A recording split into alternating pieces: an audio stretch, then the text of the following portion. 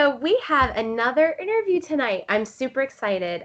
This is Mr. Joe Amato, and let me tell you, he is such a great creator. He is so talented. He takes Masters of the Universe figures and a lot of other action figures and turns them into these great customizations. And I was blown away when I visited his Facebook.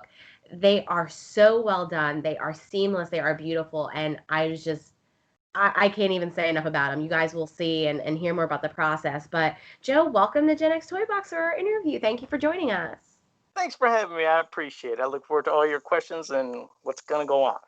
Yeah, so we were before the video, we were just talking about the really cool toys behind him, and he's got vintage, he's got some statues and stuff, and he's also got Friday the 13th, which is really awesome because we're huge fans as well. We actually just finished the whole series. I think last year we watched all of them because we do a horror movie night in October. So we What's your just finished favorite? them. What's your least favorite? Least favorite, I would probably have to go with I think it's Jason X. That's the one where he's in space, right? Yes. Oh yeah, that one was pretty terrible. But sadly, the first Friday the 13th I've ever seen, I think was I want to say that was the first one that I've ever seen Okay. because that's like around the time period I started getting into horror movies. But I really like the original ones. Just like, and actually no. Yeah, the original ones are my favorite. So Yeah, because always 7 and part 3 are my favorites. Part 7 and part 3, those are my favorites. So, all right. Just wanted to check. Just wanted to see what you hated and what you liked. yeah, no, it's the one where he's in space. That's just ridiculous. There's no, Yeah, there's no, it wasn't too popular among people. Some people still liked it, and I mean, it was a cool design, I guess, to make for an action figure. But the movie was just so. So yeah, not many yeah, people flipped over it. exactly. All right, so we'll get started. So I guess the first thing, so tell us a bit about like your first introduction to Masters of the Universe as as a show, as a toy line, and what made you like immediately hook to it? It was the toys first. The thing was the art is just as important to Masters of the Universe as the toys are because the art and the packaging and everything, it drew you to that product. I mean, just like I said, first the red brick design for just the card backs, it drew you in. Then you look at the back, and then just to see all the different card back art, the 8 bag cells, the different, just the designs just sucked you in the vehicles. Everything had a piece of art, and I think it's been treasured within the Masters of the Universe community that they love the art almost as much as the toys just because it's just that eye-catching and sucks you, like I said, it just drew you in. But from there, then yes, the got some comics, then here came the cartoon, and just I got to experience it all, and it stuck with me my whole life. There was a period to where yes, I didn't have stuff like displayed in my house, and then Oh, when the new cartoon, the MYP cartoon came back and the 2000 X figures came back, it mhm. brought it back out. I was like, oh man, now I got to bring the vintage figures back out, and just this collection bug started again because I didn't collect anything. I think until that I was done. It was like He-Man, some random stuff in the 80s. Then I think Mhm. when the Simpsons figures came out from Playmates, I was like, oh, those are kind of cool. But then it went right into the 2000X line and, well, Movie Maniacs. But yeah, I was not collecting, but it was a weird strike of certain different things that I collected. But yeah. Awesome. Yeah, I'm definitely with you on the art. And I was actually talking about that in one of my other videos because, like, as a kid, I never really paid attention to the packaging and how much went into it and how much thought went into it. But now, as an adult, as a collector, it's amazing to see every little detail it goes together to create a whole presentation. And that's kind of what I love about it. Like, even with the new figures that are coming out, the backing art is really super important. So Which is good. I And definitely, because I cut them off because that's what I did as a kid. Is any of those top cards? Because yes, the early ones didn't have that. They had just like the 8 back kind of different design on the back. But when they started doing the card art, I remember as a kid, I just cut them off, and I still have all of those from my childhood. Just like all the figures in back of me are my childhood figures. But I kept every awesome. piece of that. Yeah. I had to pack rat it because we didn't have many things growing up. We didn't have the opportunity to keep getting multiple different lines of toys. It was basically you get that figure. If it's broken, you lose it, it's gone. Yeah, So you're out of I made sure to, yeah, I treasured it. I was like, I'm not going to break this. Nothing's going to happen to it. So, yeah, and that's the unfortunate thing is when the 2000X figure line came out, they had a lot of different, don't get me wrong, some of the scopes were weird with like the hunchback, but they didn't just reuse the same buck over and over to make the different characters. They all had different sculpts, which is cool, but they had the worst packaging art. There was nothing appealing about the 2000X line. You look at the front, it's boring. You look at the back, it's a picture of the figure. It's like, okay, I'm throwing it away. Nobody wanted it. So Exactly. thank God Origins is bringing art back, so that's good. Exactly. And I was very glad to see that. Their comics are a little lacking. I will give them that. Yes. But but it's Agreed. I'm just still glad that they're coming out. So that's Sure, really sure. Yes. and then what was your favorite toy to play with? Like when you got your toys, what was always your go-to? Which one did you pick? Well, I liked the figures that had a lot of the different features, action features, things like some of them that came in the later lines unfortunately got ignored, but had some of the coolest features, like the energy zoids, Rotar and Twistoid. Some Oh, people like who quit collecting masters years later, like, what the heck are these? They look nothing like He-Man figures, or they look stupid. I was like, yeah, mm, but when you played with them and you had this character you spun and it would spin around and knock the characters down, it was cool. And of course, the Eternia playset, I got that for Christmas. That was a really special did gift. you I really? I'm played so jealous.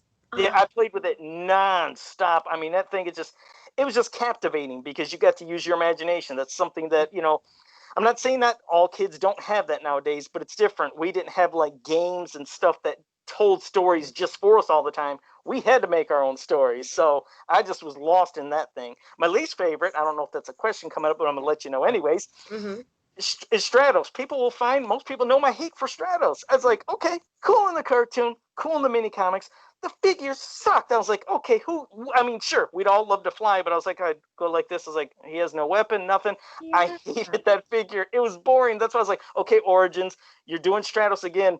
Make the new generation love Stratos, because I hated that sucker. It's like, give him a weapon so maybe they can play. Because it's how kids are. Kids like, they do. They like making clanging of weapons, and Mm-hmm. and I get a lot of flack. My Masters fans, they're like, Joe, how could you hate Stratos? He's one of the vintage. He's one of the first ones. I was like, Mm-hmm. sucks. I don't like him. But if they like him, more power to them. I love razzing them, and they razz me too. Yeah, it's actually kind of funny. My son really likes Stratos. He likes Stratos and Beastman, and he likes the newer one because it has like the armbands like come off and stuff. So he attaches it like everywhere, so Oh, it that's never cool. stays in his arm. So that's his little accessory. But like yeah, that's oddly one of his favorites. He likes to see him fly around. So I don't know. Well, hey, see, now that's cool. It shows there are kids that do like doing that. And again, I always wished I could fly, but boy, Mm, do I hate that figure. I know. Did you see the new commercials they did for the Origins figures? Did you see those? Were those the fan ones? I think I seen some of the fan ones that did. Those are pretty cool. Yeah. Yep. Yeah, Felt like the 80s. and it's really funny because if you look at the cartoons back then, I mean, and you look at the commercials back then, you can see the kids are so engaged and they are so thrilled to have this toy. Like you can tell this made their day. And like the Yeah. kids today that are doing it, they're just like, "Oh, okay, a plastic toy. I've got an iPad at home," like kind of thing. And it's Like like, they don't care. It's like you're right. They're not really engaged with, because you're right. The vintage figures, the Masters Universe, like that one little kid that would play Skeletor and go, rah, rah, made that face. You could tell they're acting it out and feeling like they're those characters. And those little kids, usually you don't give a crap about watching the kids in the commercial. Like, who cares? Show me the toys. But the kids did a great job in those the 80s commercials. I agree. they really did. Like it was just such a difference to see how generationally things have changed and like and toy wise, I mean there are no toys like Master of the Universe. There's nothing like that today and there's no toys made today that I can think of that surpasses like GI Joe and Transformers. And so it's just really different to see how kids react to it. So Yeah, and, I'm see, the thing is, curious. I don't think they have faith. I think the companies that put out cartoons and toys and everything just don't have faith in kids that they can use their imaginations and enjoy a fantasy cartoon. Because when they say, "Hey, how can we modernize Masters of the Universe?" It's like, you can't, because it's fantasy. Yeah. Back then, it's the same thing. It would be the same thing now. It's a world that doesn't exist, with creatures, abilities, powers, and things that are beyond our imagination. It Yeah. makes you escape Earth. So it's not like they're just updating. Okay, it's Teenage Mutant Ninja Turtles, but yes, it's still on Earth. Let's do some cool new Earth sayings. When I'm watching He-Man, though, I don't want to be hearing Earth sayings and Earth vernacular. I want to feel like I'm in a different Yeah. world in somewhere else. That's very true. Yeah, I can definitely agree with that. Yeah. Um, so what other like cartoon shows, video games like served as an inspiration for you now? I see a lot of in your customizations. Like I see some Ghostbusters, I see some video game stuff, some Street Fighter. Like, so what are the other things that inspire you now that you've been creating? Well, that's the thing. I mean, this first it was something I never thought I would be doing. Before I was doing customs, I worked in a factory for, almost 10 years. It was just doing shipping, receiving, warehousing. It was just just that was my job. That's how I had to pay the bills. But that place went out of business. After that, I said, I have no idea what I'm gonna do, but I don't want to ever do this kind of work again.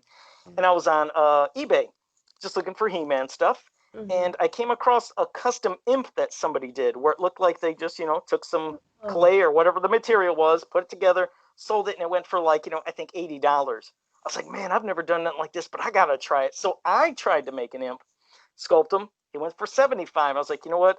There are hundreds of characters from Masters of the Universe that were never made into figure form. that's I'm gonna true. see if I can make. I was like, I'm gonna see if I can make this my job because my love and passion for Masters, like I said, it's always been there. I Hmm. started doing it, and then fast forward almost 10 years later, I've been doing this full time for 10 years. And inspiration comes from, like you said, yeah, a lot of video games from the past and stuff from the present. Horror, because some of the first crossover customs I did was Jason Voorhees, who's my favorite horror character. I turned him into a He-Man figure almost like 8 years ago, maybe 9 years ago, and I kept doing different versions of them and like improving. But because I still got to keep improving my sculpting skills. Because by no means am I saying, hey, I'm the best customizer in the world. I always have stuff to learn, and I love learning, and I love this job. It's the best job I ever had. That's awesome. And that kind of like segues into my next question. So like what is the first piece that you remember customizing and what is that process like and how does it differ from the process that you have now? Like how have you grown?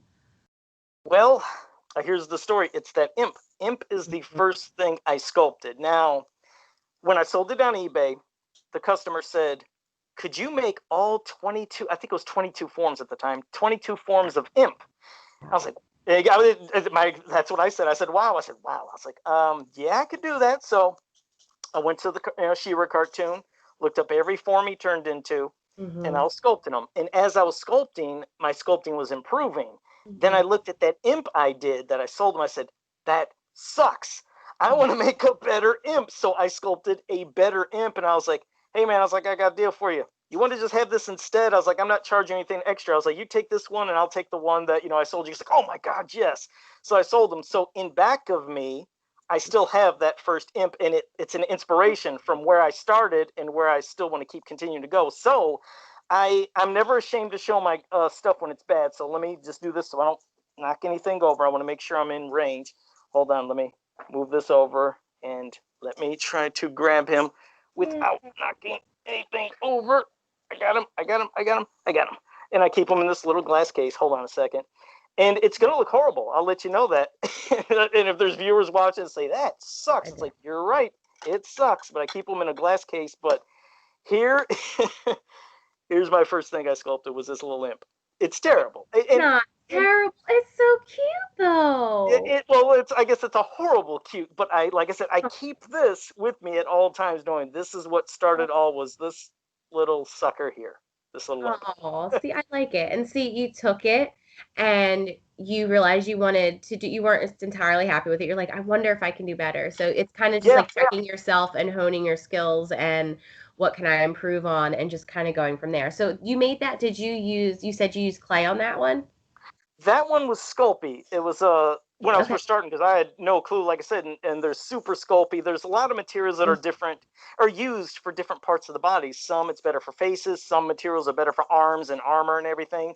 But Super Mhm. Sculpey, I think, is the best to do face details. You can fine tune it, but there's a lot of other materials, and there's customizers out there might think, Joe, you're nuts. But it's just like I said, at least what I've my experience, it seemed like Super Sculpey is better for facial details, but then there's other sculpting materials that are really good for the armor and weapons. Oh, that's cool. And see, that's also something you learned as you were going on because you just Yeah, started with Sculpey. And see, I like did one thing out of Sculpey once. Like I made a Sculpey sheep because we were just doing it as a family kind of thing. And And I thought it was kind of cool, but I didn't know that's what you would use. So now that's something I learned because I'm thinking there's this like special, super secret molding clay or something, Well, but it's now there's a lot of things you can get that are stronger. You can get a lot of those two-part mixes and stuff, and greens, as they call it, green stuff, and other materials and epoxies. There's a lot of stronger things. That's what you want to where you don't want to risk anything breaking. But like I said, if you and hell, you could still use those things for the faces too, which is sometimes I like using the Super Sculpey on faces. that's really cool. And now it's just like, and I'm gonna say you've like inspired me. Like I now I'm just like, okay, well, like I want to try creating something. Well, I want to show you Yeah. actually. This is my husband's custom created character. Oh, that's pretty cool. What's his name? We have not named him yet, actually. So I asked my husband that. I said, "What did you name this guy?" He's like, "I don't know. I haven't gotten it yet." He's So yeah, he a used to horse do a lot of character. customizations with stuff back in the day because, like you said, that he would really enjoy something, a show, a cartoon, but they didn't make a character for it yet. So he's like, Right. "Well, I want one, so I'm gonna have to make my own." So he came up with a lot. Like, there's a Lobo Donald Duck somewhere in the house. Like, That sounds it's cool. cool. And then he also did this little GI Joe. Look at that. Could you put a little more over to your there There you you go. go. Oh, look at that. I I, like that. I Okay. know. Okay. So yeah, he dabbles in the customization stuff too. So I really, yeah, we are a customization house as well. So yeah, Like that's really cool. I like the fact that you still keep that there and that you reference it, and it's like always remember your roots, where you came from, and yep, it keeps you on the track of where you're trying to go. So that's really neat. Oh yeah, here's exactly. Lobo Duck. See, Lobo Duck.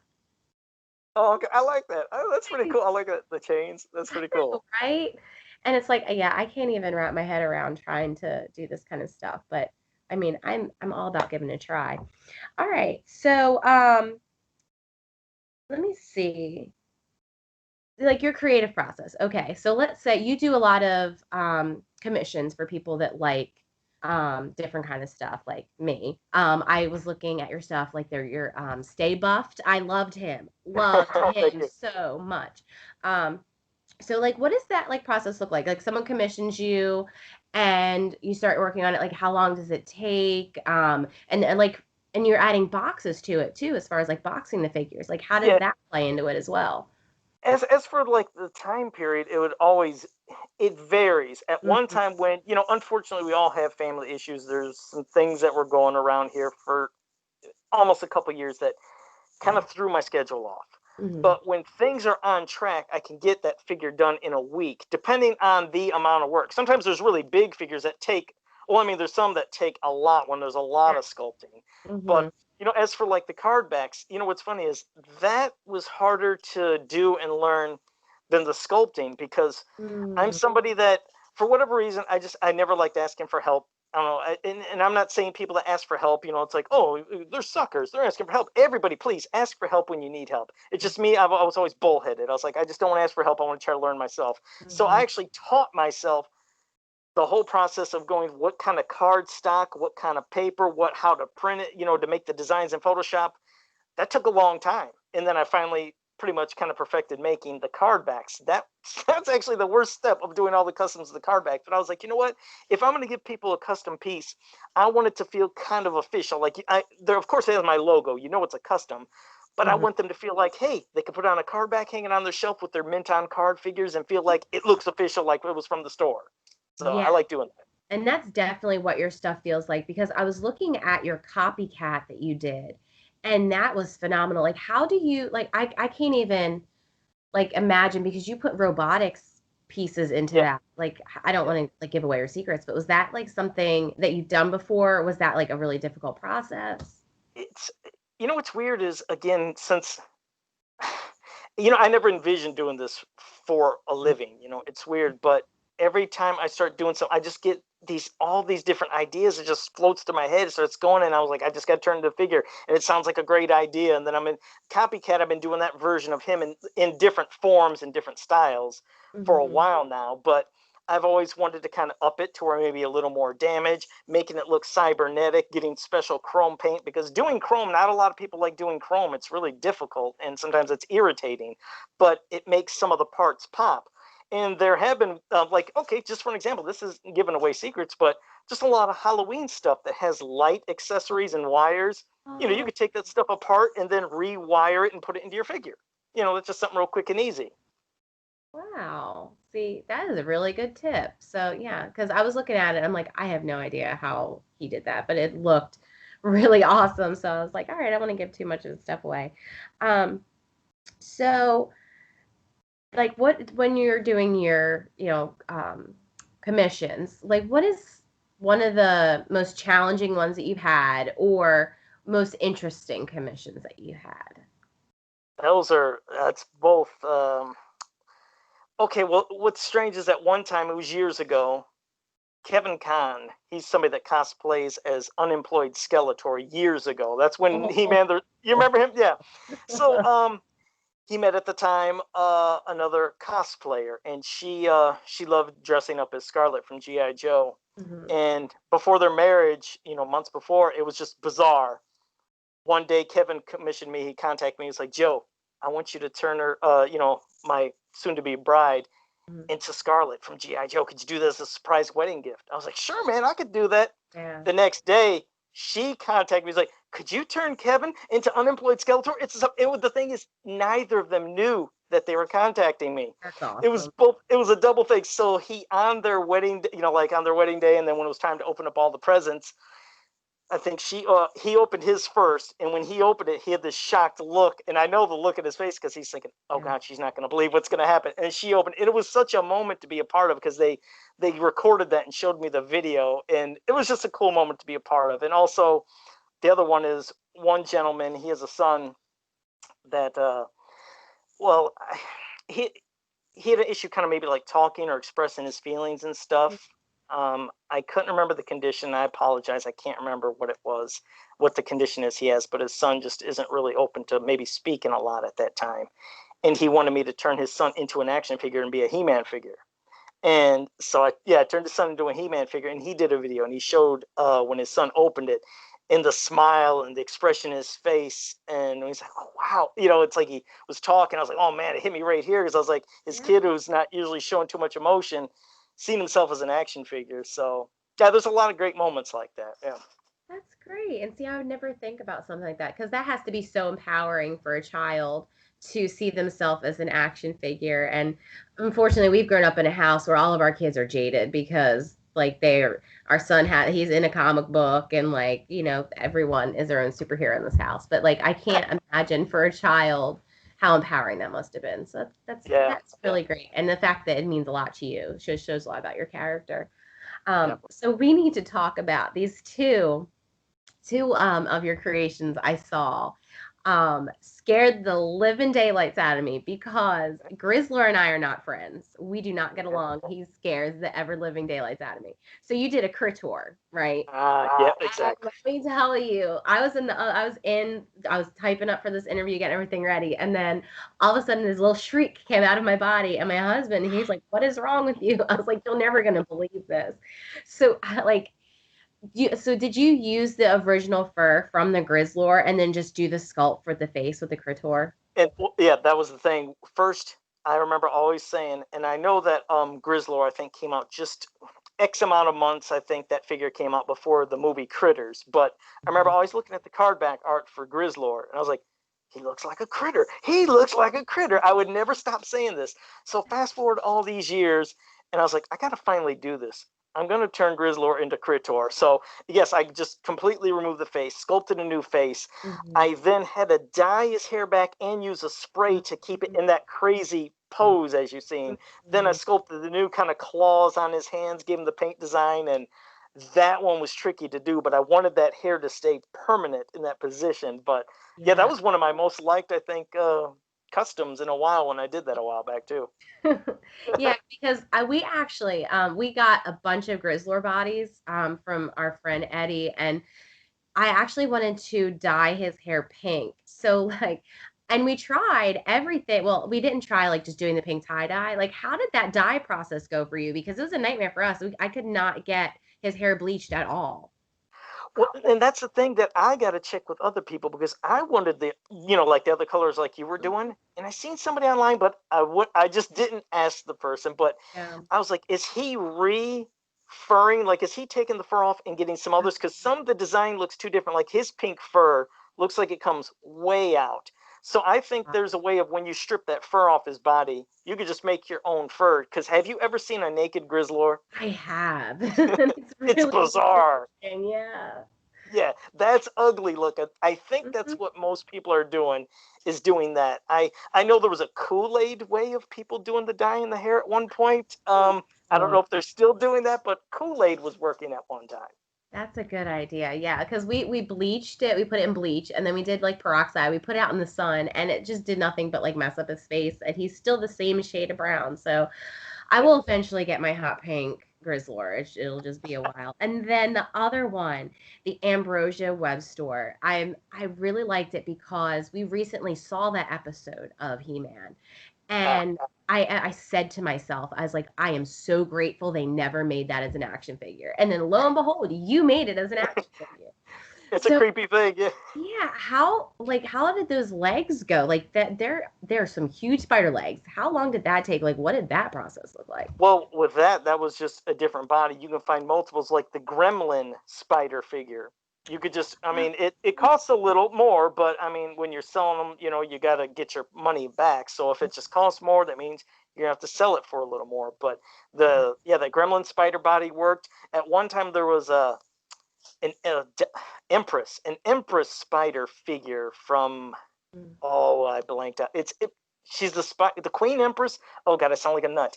Anyway, she's a Queen Empress spider figure, but she cost a lot because I could only order her from England. For some reason, I was like, why is she not available in the United States? Did this not exist here?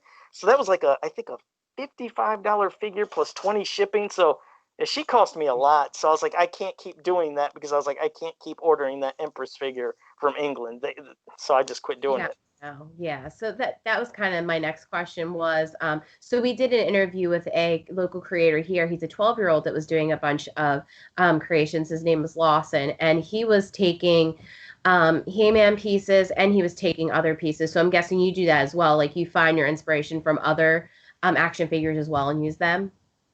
Oh yeah, I mean, well, yeah, exactly. There's for the main just He-Man customs in general. Hmm. I'll sculpt all over that to make the outfit. Like when I was doing Jason Voorhees, Hmm. I sculpted the head, I sculpted the removable mask, the outfit, and everything, and it's permanently sculpted, so you don't have to worry about losing parts. But Yeah. when it's a weird, like you said, the Ambrosia web store, yeah, when it's a hybrid of figures, then yeah, I got to get something giant. But basically, and most of the time, anytime it's a He-Man figure, it's still always the He-Man figure, but I'm sculpting on it. So it's just using that body and just adding to it to make it new. Yeah, because I was wondering about the what is it? It's the Bugs Bunny one. I just can't remember the name. He Bugs. And I was Oh yeah, wondering, I'm yeah. like, did you take a head and just glue it on there? But no, it's so much more intricate than that. You actually sculpted that whole head. That is amazing. With those ones, yeah, it's sometimes I could find a head as an existing base that I build upon, or I just look at, like I said, something for reference, and you could sculpt Yeah. it because some of them they're a lot easier, believe it or not, to sculpt than you would think because you're just looking at a reference, you could do it. But sometimes when it's a character that has a lot of human details and features, Yeah. that's when it's tough, and I got to find, yes, a head from another figure, Mm. pop it on there, and then sculpt over because sometimes those are a chore to make those human faces. Yeah, I can't imagine trying to do all that because I was looking at the intricacy of like the sword for the he bugs too, and I'm like, Oh, that one, I thought it'd be cool because I was like, let it be a carrot. I was like, let's turn a carrot into a sword. So you see a carrot. And same thing when I did Fred. When I did, yeah, Fred Flintstone, I was like, I want to make a magical sword of bedrock. So I made a sword that looked like it was a rock, but the power sword. And that was a pretty cool one, too. yeah, it really was. Yeah, I was just going through there. I'm like, I could look at these all day. um, so Thanks. like, what's the future look like for you, Joe? Like, what are some personal goals you have, or some projects that you'd like to work on? I just want to continue doing what I'm doing because, I mean, again, this is a lot of times the reward. I mean, is getting the reactions from the people that I create these for, or if it creates a special moment in their family or something, it can mean a lot. It's like that, those kind of payoffs are with you forever. It's like, yes, you make the money to pay your bills and to keep buying supplies, but Mhm. when you create a memory, it's like that's there forever, and that's just a great feeling. It's like, because somebody like, would you like to work for a toy company? I was like, that'd be great. I'll admit it. It'd be nice. I was like, but I don't know if that would still give me all the freedoms to do what I do now. It's like, would I enjoy it? I mean, yeah, would it be nice to work on something that hundreds of thousands of people across the world could have? Sure. But these personal memories, I don't know. Sometimes it seems like they mean more to me than anything. Yeah, that makes more sense because when you're love and your passion because something that you have to do every day, then it takes like kind of the magic out of it. That's totally understandable. Yeah, like they said, when you're loving your job, then it's not really a job. It doesn't feel like a job no more. It's not a job, and that's the thing. It's like, this is my job, my full-time job, but it doesn't feel like it because it's something I really love. Yeah, and then for everyone out there, so like the background with like me and Joe. So my husband's been talking to him for a while. We're trying to get some of our original characters done in a Masters of the Universe style, and my husband's like, I found someone. He's fantastic, and he's in. I was like, okay, okay. It was like kind of on the back burner, and then all of a sudden, like I start and look at your stuff, and I'm like, we need to get this done immediately. So I implore everyone out there that is thinking about getting a custom character done or, thinking about maybe getting into customizing themselves to talk to Joe. I'm going to put his information in my description, especially his Facebook, so you can take a look at what he's done, maybe contact him if you need something done. But guys, you can obviously tell this is something he loves to do. He's passionate about it. It's part of his heart. It's part of his being. So I would really implore you to go to visit him and talk to him more about your stuff. And I think I'm trying to find out where he went. Oh, so these things. Are you familiar with this? This is the Big Jim's dog thing. I'll be honest, I've never seen the Big Jim dog. I've seen the gorillas and the birds and the figures, but I've never seen a dog. Yeah, so apparently we hunted this down because we were thinking about getting our original character done with this dog guy, the Big Jim's thing. And he was like, I gotta get this so I can show Joe what I want done. So he was like all about wanting to show you that we finally found one. It's cool. And these little things are not that cheap either, but it's I can imagine, yeah. yeah, but I mean, these are like they're He-Man-ish, like they're within the line and all that stuff. So he was trying to keep it as original as possible. But I like that. yeah, me too. So I really appreciate it. And I did want to get some background on your mask too, because I heard the mask is a whole mystery thing. Like no one has seen your face. Yeah, and that's the thing. Like this mask, this is just right now for this podcast right here, because the other one that I wear on, by the way, I do a podcast called Fans of Power, which you can catch on YouTube at 9 p.m. Eastern Time, Sunday nights. Every night, I mean every Sunday, but we've been off for about a month because the person that does the recording for the show, he moved into a pretty wide open area and they got to put cables that they got to still build under. But we talk about everything of Masters of the Universe, from the cartoons, the mini comics, the DC comics, the Golden Books, anything you can imagine. We talk, and we talk about the lore of it. So you can learn a lot of stuff of Masters of the Universe by catching Fans of Power. And on that, I wear a mask that I created called, it's a Modulok mask, but I've altered, I've redone it, and then so they kind of dubbed me GIJoe Lock, and that's the mask that's the mask I always wear. But I'm having an updated one that hopefully in 2 weeks when we return I'll be wearing. So this is just a placeholder of a skull. I've been, well, hey, it's close to Skeletor, I'll wear it for this. But yeah, it's a gimmick. Like I said, I don't show my face. It's just a gimmick, and yeah, probably people who've been watching the whole show is like, why is this guy wearing a mask? So it's just a thing. So nobody's ever seen my face. I figured I would ask at the end for them to like try and figure out like, is she ever gonna ask about the mask? And then wait till the whole time. Yeah. Oh, and by the way, but yeah, Joe, I really appreciate you coming on. And let me just tell you, you are a very talented person. Like your skills, I like the paint is just flawless, and the things that you think of, like I just applaud you. Your creativity is amazing. So please keep doing what you're doing. And I will definitely be listening to that podcast. I'm trying to get more into podcasts lately, especially as I'm driving. So yes. And everyone, please check out the podcast. Please go visit his Facebook. And for any of your customization needs, please go see Joe. It is so worth it. His stuff is amazing. Joe, thank you so much. And I hope you have a good night. All right, you too. Thank you. Bye, guys. Now we need a new milestone. So I was thinking at probably 125 subscribers, we can give you a tour of one room in the house. Now, mind you, every room has something toy related in it. So we can either do this room and you can see the full He-Man room. We can do my husband's office, which has a bunch of stuff in it. We can show you downstairs that has a bunch of Muscles, Imaginax, like 3-year-old just cool toys also. We can show you our game room that has a bunch of video games and board games in it, or we can show you our kitchen. Like, again, I could pretty much show you any room in this house, and it can be your choosing. We can do like a fan request probably.